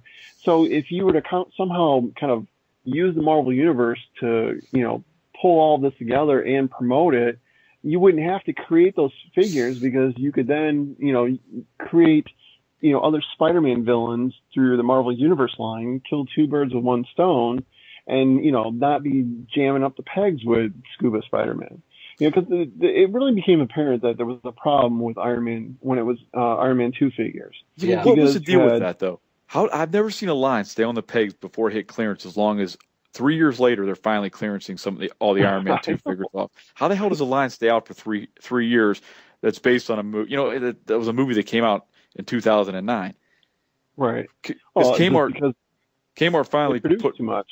Yeah, well, they did. And Well, I Kmart, think it goes back to that whole idea you were talking about earlier about compatible lines. Like, as far as the store is concerned, true. is it Marvel Universe? Is it Captain America the movie? Is it Spider-Man the movie? Because all of those lines, if you looked at them, they had like comic version and movie version within those lines. Right.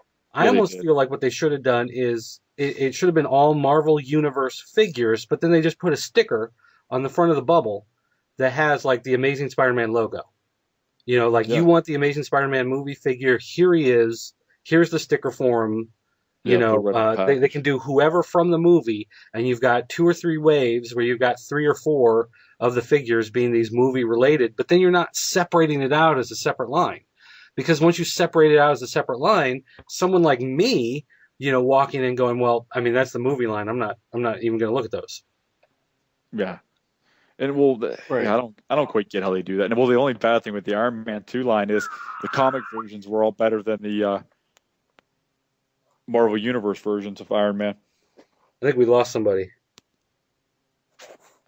I think we lost Jason again. Hello? No, I'm here. Oh, you're showing up as an away now. Is Wait, Sean so- there? Sean, you there? Am I there now? Jason's on my. I can Yeah, hear Jason. Jason's there. Joe's there. Sean's gone. Yeah, I think Sean's gone. Oh, the I had magic a of little Skype. message. There was a little message that popped up from him. He'll be right back. Oh, I see that now. Yeah. I didn't get the like. I know that two different. You know, there was 2 different teams on certain lines, but yeah, I never quite got how the comic series of Iron Man figures look so much better, at least in my opinion, than the Marvel Universe versions of the Iron yeah, Man figures they were putting out. It's like, you know, I know there's 2 different teams and there's different sculptures on each line, but the Iron Man 2 comic series just blew away to me the Marvel Universe versions of all the Iron Man figures that were similar. I And then, you know, that- wonder if those, you know, Iron Man 2 movie comic inspired part of that line, if they're not going to re-show up in Marvel Universe at some point. I mean, who knows? They like to use molds more than once, so it's. I mean, always and same with awesome. Captain America. You know, Captain America had those packs that came out that had the Russian guy whose name I can't think of, and Captain Britain, and Captain America all in one pack. Like, I don't see any reason why those characters wouldn't also reappear in Marvel Universe.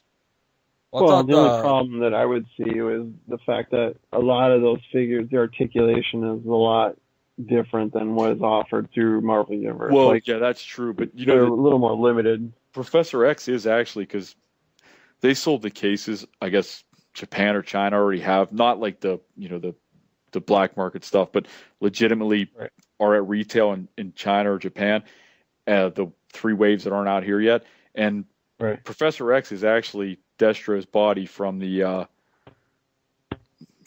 San Diego Comic-Con movie Destro. I mean, it's just repainted. It's 100%. Like, I just read the review by, I think it might have been 1 per case, Uh-huh. and it's. I mean, it looks perfect. They did it. It makes sense to use it because it was good to begin with. But I know they don't like to cross over that much, but you know, within reason, sometimes they do it. I think Marvel Universe Yeah. should use. Well, you know, in the beginning of Marvel Universe, I thought that it would be a good idea for them to use the G.I. Joe molds more. And but I think Marvel Universe is doing a really good job on what they've been, like the articulation that I've always wanted. They're doing, and I think it's funny though. I only own a couple Marvel Universe figures, and I was actually playing with one like today with my daughter. So I gave them all to my daughter, but it was the what the hell is his name? The dude from Fantastic Four. Oh, Human Torch. Human Yeah. Torch, yeah, Tony Stark. man, yeah, my bad. But yeah, it was the Human Torch, and I was looking at him, and I don't know if there's like a newer version or whatever, but this was like probably the 2nd wave or 3rd wave of the Marvel Universe, and his head, he had to have had that same problem that like Emma Frost did in Marvel Legends, where like the mold squeezes the head or whatever. I don't know if you know what I'm talking about, I but think I know what you mean. It just looks misshapen. yeah, like his head is totally squished, and I just thought like Well- I looked at that though, and I thought, man, if like Dave Bonner or somebody else was looking at that, they it must have been hard to let that figure be sold. Well, the thing though, speaking of Fantastic Four with Marvel Universe, you can't even get the team, like they couldn't even keep the colors correct on the uniform. So like if you put them all together, they don't even really. I mean, they look fine, but like I know Baghead Spider-Man, according to what people are saying that have him already, he doesn't fit in either because just they can't get the blues right on the costumes. It's like, how hard is it? It's the same company putting these out. How hard is it to just say this is the exact batch of plastic, this is the colored dye we used? Right. Well, I mean, almost wonder if they're 12. I wonder if they're getting them mixed up because they did do variants of Fantastic Four characters in different shades of blue based off different costumes they had throughout the years. You're right, they have. I mean, I guess it's not 100% accurate to say they can't do it. Maybe they are getting confused, but you would think they'd be able to sort of figure it out. Like I already noticed too with like Future Foundations, that 3-pack. Well, Future Foundation Spidey, I mean, he's not. I mean, he'll fit in. He'll be fine. But it's like they just can't quite figure out how to get the colors. Like his white and black don't match the white and black on Mr. Fantastic? Yeah, which it doesn't matter that much because I honestly don't even care. I never got that pack. I just want Spider. I mean, I'm basically more of a Spider-Man fan and Wolverine, but so I collect any version of Spider-Man Marvel Universe puts out, and I just choke down the $20 for the negative or stealth version of the costume at Toys R Us, but because I don't really can care less about a white Doctor Doom. Right. There are so few toys anymore that I'm willing to pay that premium. Like I can't think of the last time I actually said, "Well, that's worth an extra $5." You know, anymore I'm just like, I can save $3 by buying this one that has less accessories. That's the better deal. Well, I waited. Toys R Us sent some kind of $5. I don't know if you guys got it last week. They were sending out a $5 coupon through their email. Like the rewards club. It wasn't. I mean, you had to be part of the rewards club, but it wasn't based on how much you spent on their little system they give you, which is you have to spend $1 million to get $5 back. They were sending out. They actually even sent a link out through Twitter for the coupon, but so I got it for 15. But even 15, I paid 15 for Spidey basically. Like for the Legend Spidey? No. It's the Future Foundation. Yeah, they're doing a single carded regular Future Foundations and a stealth version of the costume. Just the colors are reversed in the 2-pack. Oh, so the 2-pack was $20. Well, Toys R Us was $19.99. Yeah, okay. And it's just Toys R Us exclusive. Gotcha. But yeah, and I'm sure Big Time Spidey will be coming soon enough. He's the only one of the ones they haven't done yet. Yeah, I guess. I mean, my main reason that I like the Marvel Legends right now is I just feel like that's just something that's gonna be good in a couple of years. I just feel like it's one of those things that something's good is coming out of it, and I just want to hang out and they're nice. I mean, don't get me wrong. I'm just because of G.I. Joe, I typically always stray towards 3 3/4 inch. Yeah, it would be fun to have some of my Legends or the Marvel characters fit in line with G.I. Joes, for sure. But the problem with me, though, is I got G.I. Joes, and I put G.I. Joes above Marvel Universe figures, so it's weird. They're better sculpts, and I think that the Pursuit of Cobra line, the 30th line, are the best sculpted 3 3/4 figures ever put out. I mean, I'm looking at the Marauders pack that I've got, and every single one of these head sculpts, it's fantastic what they can do, they don't do it a lot for the universe. So it's like, I mean, it's just different teams. I think I hate to say one team's better than the other, but I think for 3 3/4 inch, the best that G.I. Joe has the best sculptors and designers on the. I mean, I know people might argue it, but you can't even the sculpts on the Pursuit of Cobra and the 30th stuff. There's hardly even a Marvel Universe character that comes close. I mean, there's some good ones, but not with the same detail. I mean, I'll be fair though. Like the Marvel Universe now is catching up. There's some good figures for sure. Yeah. Like the new Hulk is really good. Yeah, he is. The really new good. She-Hulk is really nice. Thanos was a great figure. I mean, granted that came out last year though, but I mean, you're definitely Cable right. and Cyclops. The review I saw for that Blastar that's in the Professor X wave, I mean, that does look like a really great sculpt as well. The head looks insane. But I hate to knock other people because I'm not trying to say that they're not talented enough, because obviously they are, because I couldn't even I couldn't even make anything look close to that if I took a sculpted something. But it's, and I know I'm more biased on GI Joe, but it's not even that. It's just looking at it, it's insane. And then, I'm the same way. I'm not biased on either one. I actually like Marvel a lot more than GI Joe, but to me, a 3 3/4 GI Joe it's hard to top that.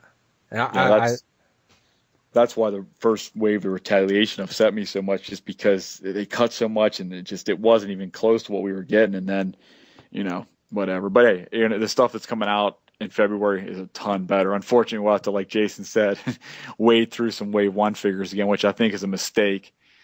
They should just shit can those to TJ Maxx and Marshalls and Ross and just start with Wave 2, because Wave 1, yeah, I agree. It's a mistake. I think it's going to clog the pegs. And if you didn't get it on clearance, if you didn't buy it now or wait till it's on clearance, for $5 a figure, why are you going to want to pay 10 again when it gets re-released in February? Unless there's like 100,000 kids that next year are going to be into it. Next year, their parents are going to let them watch the movie. And you know what? If the movie kicks that much ass, it's possible that they'll sell. Right. I mean, and that's how they're looking at it. Like, all the time, I try to just think, even like the 25th anniversary G.I. Joes, that was what, 6 years ago now when it first started? In 2007, yeah. I think. Okay, and that's five, maybe 6 years or whatever, yeah. Yeah, I'm horrible, whatever. But what my point is that, let's say a 10-year-old kid saw that 25th anniversary figure the first time when it came out, and he liked it, he bought it, and that 10-year-old kid now is 16 years old or whatever. He's going to be the people that are going to be buying the shit, or even if somebody was younger. I just try to look at what kids are buying. No, you're right. I mean, I think that Rise of Cobra, even though that movie wasn't a great movie, I did notice, which sounds weird when you're in the toy aisle watching other kids, but there seemed to be more kids looking at G.I. Joe after that movie came out, just because there was something out there that had the name G.I. Joe on it that they could relate to. But could the movie have been better? Of course, but then again, there's a lot of movies. I didn't hate the G.I. Joe movie as much as I hated the Transformers movie. Oh, I despise the Transformers. I don't hate the G.I. Joe movie either. I hate some of the corny. G.I. Joe was corny to begin with, but some of it just. I know some people. Marlon Wayans didn't help. I don't think Marlon Wayans was a bad. To me, I always argue that Dennis Quaid just sat there and phoned it in. Like, he just was like, "Where's my paycheck? I'm just here." Right. I agree. Well, especially considering some of the things he's been capable of. Yeah, he probably looked at it and was like, "This isn't really." He's like, "I'm doing this for the grandkids." Yeah, and that's what he was doing it for. That's fine, but it's like, to me as an actor, if it's something you don't want to do, just don't do it. Don't do it for any other reason than you want to do the best you can do when you're doing it. So, but yeah, I agree with you on Transformers. Those movies, I'm not even as big of a Transformers fan. I just can't even stand those movies. Yeah, my favorite thing about the Transformers was the sound effects. I'd rather watch it with my eyes closed. That's about it. Yeah, I mean, you can pretend Peter Cullen's in animated form. I just like the sound effects. Oh, jeez. Actually, that'd be a pretty good project for somebody. Just redo the Transformers movies, but just make their own like CGI or hand-drawn animated version to go on top of the soundtrack of the live-action movie, and maybe that'd make them work. I was actually hoping after the third one that it was going to be a trilogy, because that's what they were saying, and then of course it made so much money. Michael Bay and Paramount decided to pump out a fourth one. And that right there, I look at all that, and that makes me sick to my stomach to think that kids 15 years from now are going to think of the Transformers as like, that's the Transformers. Yeah. Those movies.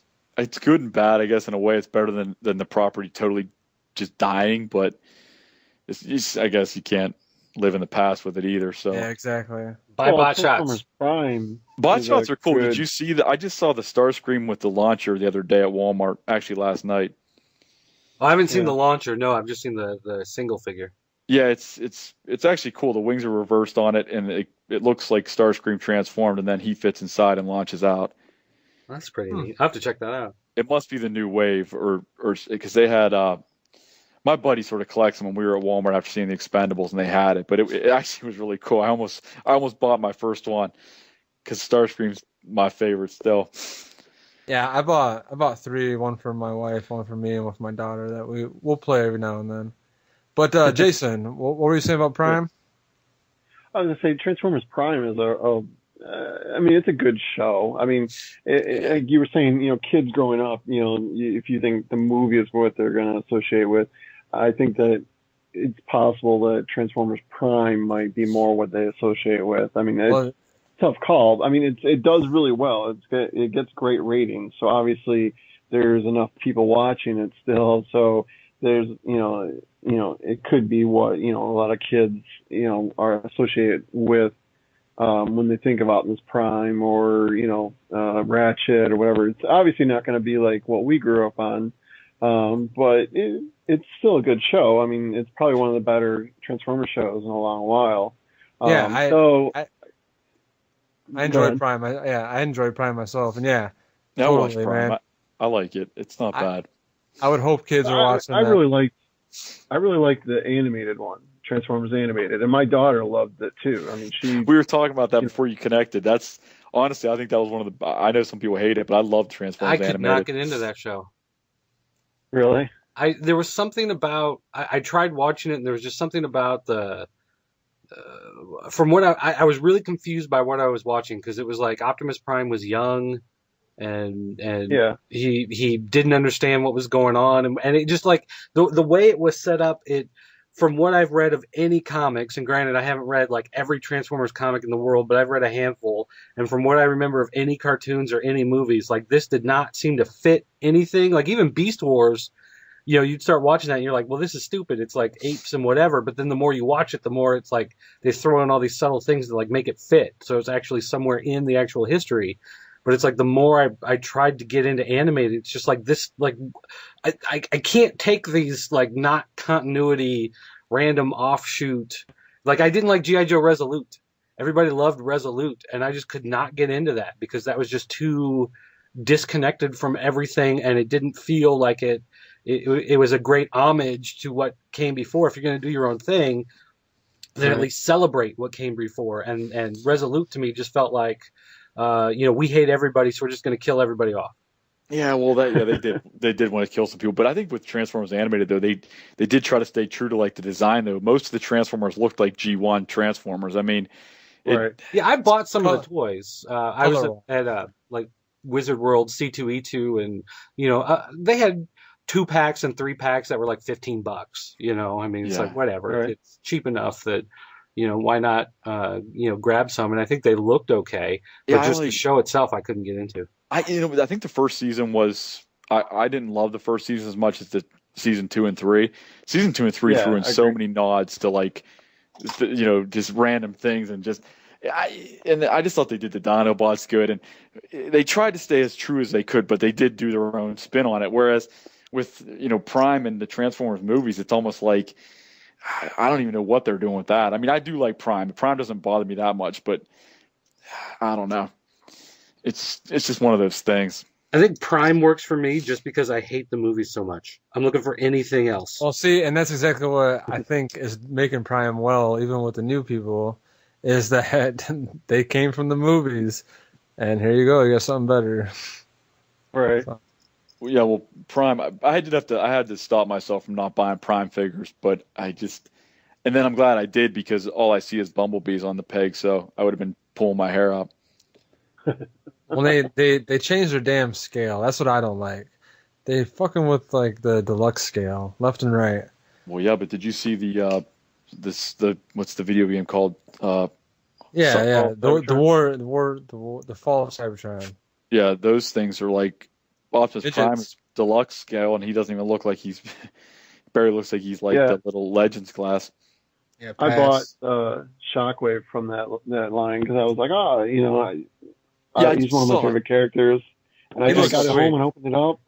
Yeah, it's horrible. I'm like, this is the most flimsiest piece of junk. I'm like, I don't know. I could have done without spending $16 on this thing because it's not worth it. I mean, I don't know what happened to the deluxe class figures, but I mean, this is I don't know. I mean, He's yeah, also there's more not a content boombox. to GI Joe, but it does not feel like it's worth more than $10.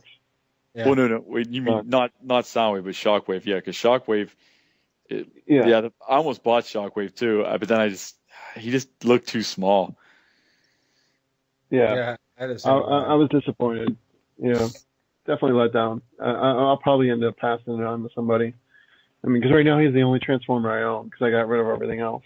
See, the only thing I own. Well, I own some random ones here and there, but I own all the animated ones. So, but well, yeah. Let me correct. I have a bunch of the Transformer animated, but they're pretty much my daughters right now. So, my niece almost took RC over and RC was a pain to find at first. So I just was like, let her have her for a while. But then I'm like, God, I don't feel like spending $40 to get another one. So you can't have her anymore. Right. Well, I guess we'll. I want to just close it out here. I mean, it was a good talk with y'all, but kind of getting a little late for everybody. Yeah, we get Monday topics. Yeah, I hear you. No, it was a great talk with everybody. If Jason, you want to throw out again one more time where you are, how people can find you? I run terrordrome.com. You can find me on there most days. I also have the Twitter account of the Terrordrome, and I'm always on there, chatting it up with everybody when I can. But yeah, drop by if you got some time. Yeah, it's a great site, man. I got that bookmarked. Love that site. Thank you. And Snake Eyes. So was that Snake Eyes _? Snake. It's too damn complicated. It's like at Snake _Snake Eyes 2 underscore. Just go into one of Corticon's 5 different Twitter names and look for Snake Eyes if you want to follow me. Exactly. Any podcast, GI Hebot. Exactly. So just go to one of his, and if you'll see me following him, and you can just follow me that way. And I'll make sure to put everybody's links in the description when this video is gonna air on my site on YouTube, and I'm sure Dirt will take care of it on iTunes. We'll have it up at popculturenetwork.com, and everything. Once we throw up a podcast on popculturenetwork.com, it goes into iTunes, so you'll be able to find at least the clean version there. I don't know about this dirty version that. I know. I think I dropped a few F-bombs myself on accident. But yeah, I mean, we'll definitely put where everybody can find you guys. And man, it was great. I got to learn a lot about the GI Joe Con or the subscription I didn't know about. Me and Jason are gonna be. We won't be allowed to joke on anymore because he didn't badmouth Brian, but I did, so I might be banned. Oh, no, don't worry, dude. We're not no sub for me. If they knew it was me on Twitter and online, they probably would. They like to ignore customer suggestions anyway, so they probably wouldn't. Even if they listen, they ignore whatever the hell you said, so it doesn't really matter. Right. Well, they don't know who we are either, so they're not going to be listening. But yeah, man, I appreciate all you guys on. I appreciate you asking me. I had a good time. Cool, man. All right, then I guess I'll talk to you guys later. All right, we'll see you on the Twitter. All right, man. All right, man. See you guys. Thanks,